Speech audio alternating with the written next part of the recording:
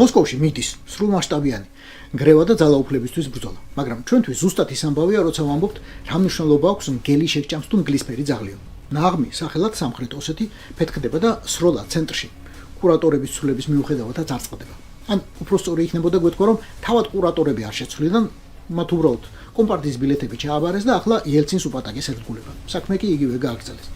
ოპოზიციის მიტინგებს მიტინგებითვე პასუხობს ხელისუფლება, გამსახურდია ხელისუფლება. უზენაე საბჭოში გამქრალი ოპოზიციის როლის მორგებას ცდილობენ რაღაც ახალი ჯგუფები, სულ უფრო ხშირად ისმის სიტყვა მოღალატე.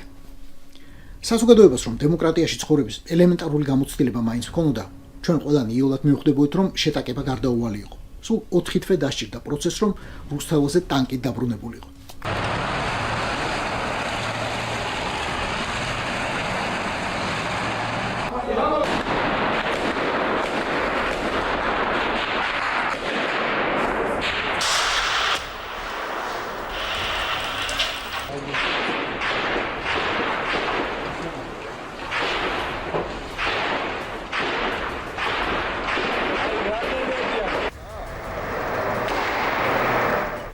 არც აზრი აქვს და არც შანსი მცდელობას ახლა არ ყვიო ვინ ისროლა პირველმა 22 დეკემბრის დილით. კიტოვანმა და სიგუამმა ჩამოიყვანეს საკუთარი ფორმირება თბილისის ცენტრში, უკვე გასაგები იყო რაც ხდებოდა. ყველა შეფასებით გამსახურდიას მთავრობის სასახლეში თავიდან რამდენჯერმე მეტი შეიარაღებული მომხრე ყავდა.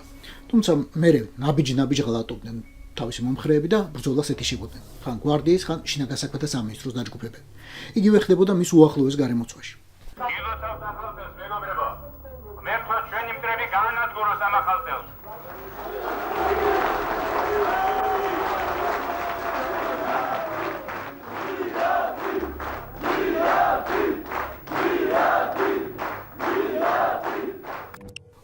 დეკემბერს ალმა-ატიში შეიკრიბა 11 რესპუბლიკის ხელმძღვანელი და ხელი მოაწერა დსთ შექმნას, რითაც ფორმალურად უკვე საბოლოოდ გაუქმდა საბჭოთა კავშირი. იმ საღამოს მოსკოვის ტელევიზია ეთერში ასე გავიდა. В 21:30 по местному времени в Тбилиси თბილისში დაიწყო სამთავრობო ძალების შეტაკება ოპოზიციასთან. 11 საათი და 15 წუთი ცეცხლი გაუხსნეს მთავრობის სახლს. ყოფილი პრემიერ-მინისტრი თენგიზ სიგუა აცხადებს, რომ 15 საათისთვის მისი ძალები მთავრობის სახლს აიღებენ.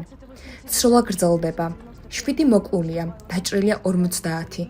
შეგახსენებთ, რომ 19 სექტემბერს შევარდნაძემ გამოთქვა შუამავლობის მზადყოფნა.